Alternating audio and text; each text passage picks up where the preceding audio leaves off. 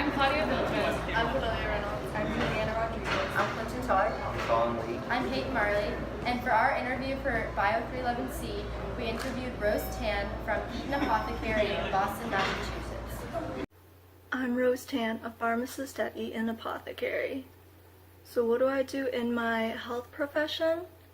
As a pharmacist, I make sure that the medication prescribed to a patient by a health provider, like a doctor, nurse practitioner, dentist, or those licensed to prescribe to treat or mitigate disease or illnesses, is safe and effective for the patient. I have to make sure that there are no drug-drug interactions where the medication prescribed is interacting with medications that the patient is currently taking. So I have to make sure there are no interactions with that. And then I have to also be aware of potential side effects that a patient may get when they're taking these medications. And I also have to make sure that there are no duplicate therapies, like some medications that are in the same drug class, because if you're going to take a drug that's already in that class, they might want to discontinue that and start a new one. And then also, as a pharmacist, we are the link between the provider and the patients.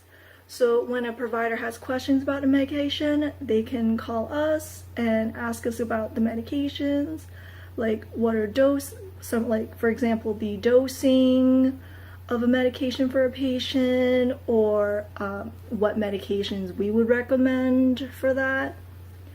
And then also, for patients, when they have questions about their medication, they can come to us anytime at the pharmacy without an appointment, and they can ask us about questions about their medication, because sometimes in a doctor's office, at that time when the doctor asks you, do you have any questions for me? Sometimes for these questions, they don't think of the questions right at that instant. So after some time of thinking it over, they can come to us and ask it. So they can ask for questions about their medication, about what it is, how to take it, side effects, can I take it with food? So they can come to the pharmacy and we can answer their questions and also do a consultation on new medications that they have. And with the medications, I want to make sure that for the patient, safety is important, so I want to make sure that they are confident in their therapy and they know how to take it and everything. So where did I attend school? For school, I went to MCPHS University, the Boston campus, and I did the PharmD program, which was a 6-year program. So how was my undergraduate education helpful in what I do now? My undergraduate education was helpful. I would say it's to learn the basics, like science and math classes, where it was like a foundation and then you build upon it with the other studies.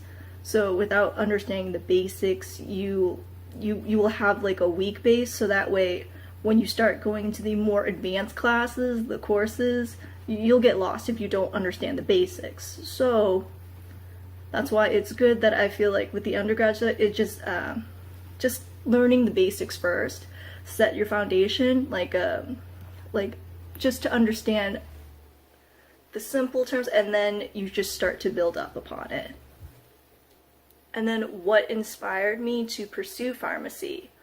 Well, what inspired me to pursue pharmacy is mainly my family, and also that I like to help people. For my family, as they've gotten older, they started taking more medications, and also for my family, since they are the traditional Chinese family,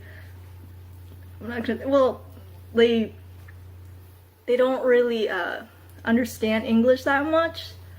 So with my family, they kind of struggled knowing like what these medications are, how to take it, what they're for. So with me pursuing pharmacy, I can help my family understanding, I can help translate it, what the medication is, how they take it, one tablet, like once a day, twice a day, and then what is it for. And then also, as a pharmacist, I can also keep track with their list of medication. Because And also with that, when I keep track of the list of the medication, I can see what they're taking. And then because also with my family, when they go to their doctor's appointments and when the doctor asks what medication they're taking, they're unable to answer it.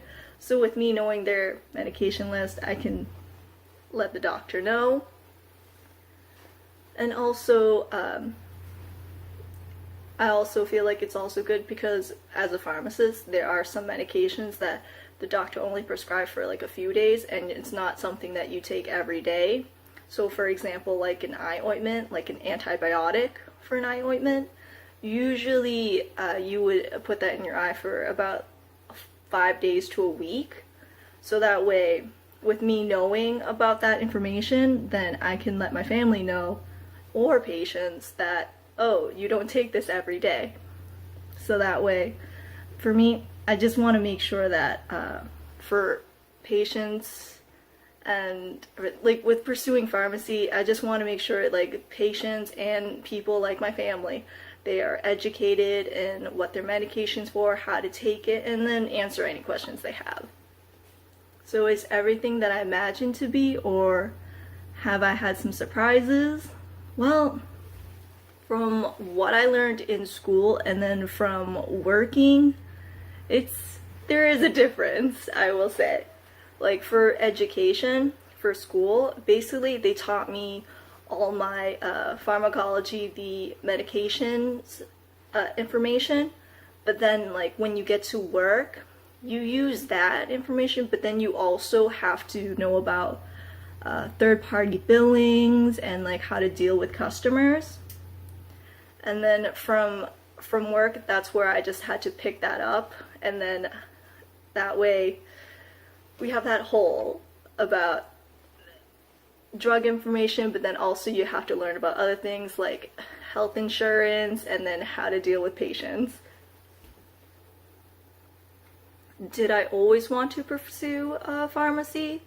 Well, I think as anyone, I feel like for me as a child, I wanted to be many things. Like I wanted to be a chef, I wanted to be a comic book artist, I wanted to be a teacher. It was until I got to high school where we had to start thinking about applying to colleges or universities, what we're gonna do with our lives. Did I start to want to pursue pharmacy? But I mean, even as a pharmacist, I would like to do maybe side projects, because you still have other interests. It's not just set in just one career. So yeah, so when I have time, I like to do little side projects, like, yes. So what did I learn from introductory bio class? Well, it has been a long time since I took biology, introductory biology, but from what I remembered, I do remember like the animal and plant cell structures, DNA, you know, the double helix, and you know, the passing of traits from parents to offspring. I'm pretty sure there was like all these other basics information too about life. I guess like I think there was also like the animal kingdoms, species, yeah. So is introductory biology truly a building block for the rest of my science courses? I would say that it is. Introductory biology, it would be like understanding like a foundation of understanding just the basics. So I feel like with the biology, because we had introductory biology and then after we started having other classes like human anatomy, biochemistry, and pharmacology, and I feel it is important to have that building block. For example, you know, with the pharmacology, let's just say like for the medication, you want to know all these basic standards, so that way, like these basic education structures, so that way you know, oh, for this medication, where does it work in the body? How does it work in the body? How does it, you know, it gets into the system, like how, like, does this you learn like, does this medication, does it binds, or does it like block the receptors, and for the neurotransmitters do they get released or do they not get released, or do other. So I feel like if you learn the basics, and then it starts adding more to the advanced courses. So I would say that biology, it is a building block for the rest of the science courses. So what is my daily routine like at my job? Well, let's say, for me as a pharmacist, my daily routine, it's mostly checking and verifying that the medications that a patient receive are safe and effective. Main goal, yes. And then I also feel like for the prescriptions that a patient receives from their prescribers, we transcribe that, we type it into our systems, and then that prescription, it has to go through an adjudication stage for a third-party billing to see if the claim will get rejected or not. And then a pharmacy technician will count the medication, and then that medication will be checked by me. And then I just have to make sure that, the correct medication gets dispensed. Is the quantity correct? Like, is the dose that the physician prescribed, is it correct? Are there drug-drug interactions? Is this therapy correct for what the patient has? And then, like, I have to see, like, are there duplicate therapies? Like, there are so many questions that have to run through my head that I have to make sure that this medication is correct and accurate, and it's safe and effective for the patients. So always have to check. Always have to be alert for that and check. So yes. And then when the patients, also when they have questions about their medications, they can come to me and ask them. I can do a consultation with their new medications. So if they have any questions about like what the medication's for, like what are some side effects, like I said, and then like, how to take it. Can I take it with food or not? Like, do I take it in the morning? Do I take it at night? All these questions. And then also, with any jobs, there's also problems that also arise at the job that you have to figure out. Like for the prescription that the doctor prescribed, maybe it's the wrong medication, or they wrote some directions that don't seem right, so you have to call and verify to make sure, did the doctor really want it like this, or like, can I have a clarification on these directions? And then, there's also insurance issues, like for some of the medications that the doctor prescribed, maybe it's not on the formulary, or, it's just like the medication is not covered, so I have to think of like alternatives, and I have to give like the alternatives, call the doctor, let them know, see if they want to change it to that. There's so many, like, also in pharmacy, like maybe they might not have a medication that's in stock, so, I have to let the patient know, like, do you want to wait for tomorrow for us to order that for you? Or, do you want to send that prescription to another pharmacy that has that medication in stock? Or, do you want me to call your doctor and see if I can think of another medication that's similar to that? So many things. And then, there's also having to deal with patients, because customer service, you have to figure out all the problems and everything, and there's just so many things to in the daily routine of being a pharmacist. So what have been the most difficult challenge that I had to overcome throughout pursuing my career? Well, honestly, I feel like there are many challenges that you have to overcome in pursuing pharmacy.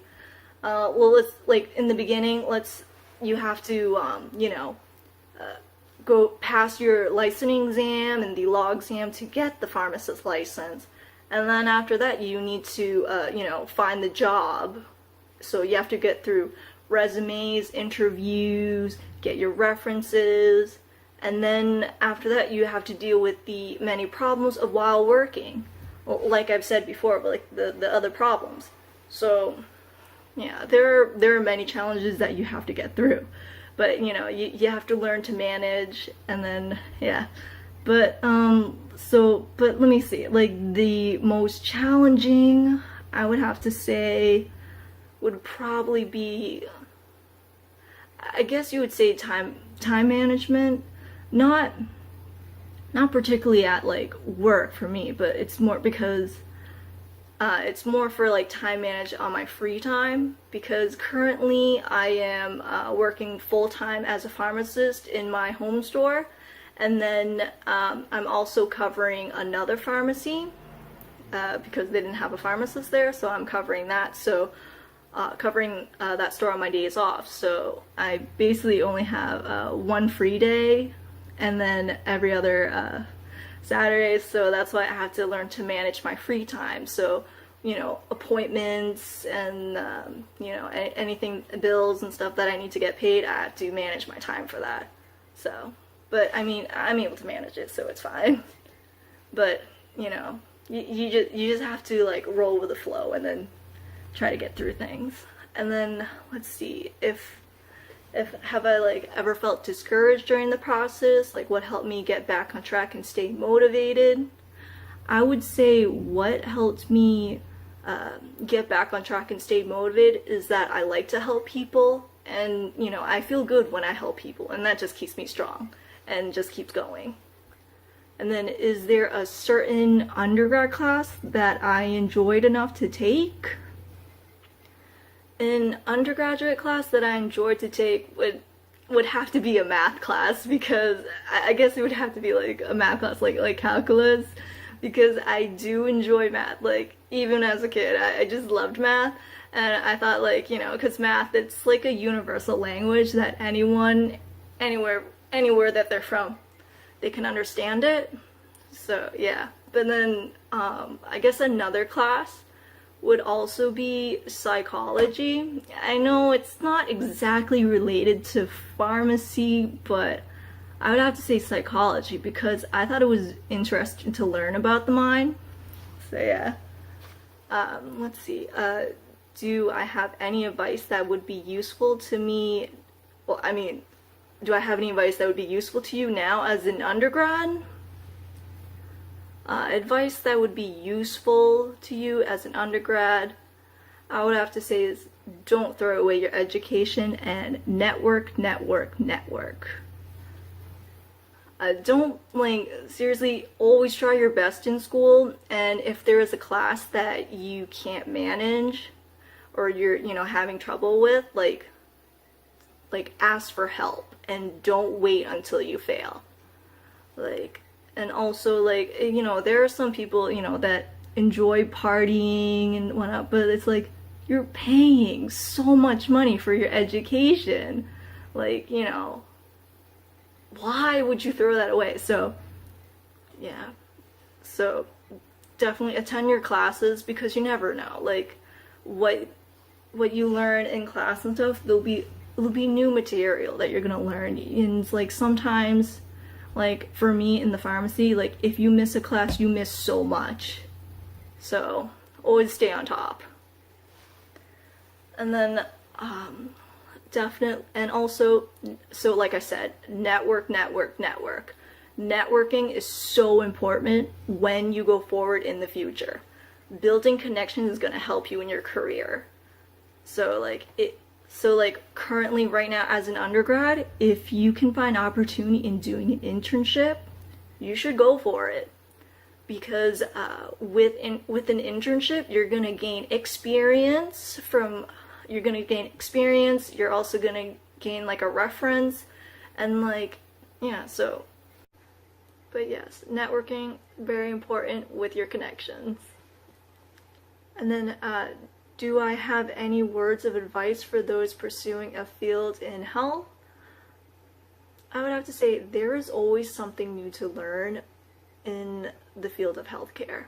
There'll be new guidelines, there are new medications that are coming out, new therapies, so you have to stay on top of it and always have to continue learning. You gotta have to have that want that you want to learn new things, because there's always going to be new things in healthcare that you're going to keep learning even after school. So look forward to that. That's what I have to say. And then, yeah. And I guess that's it for the interview.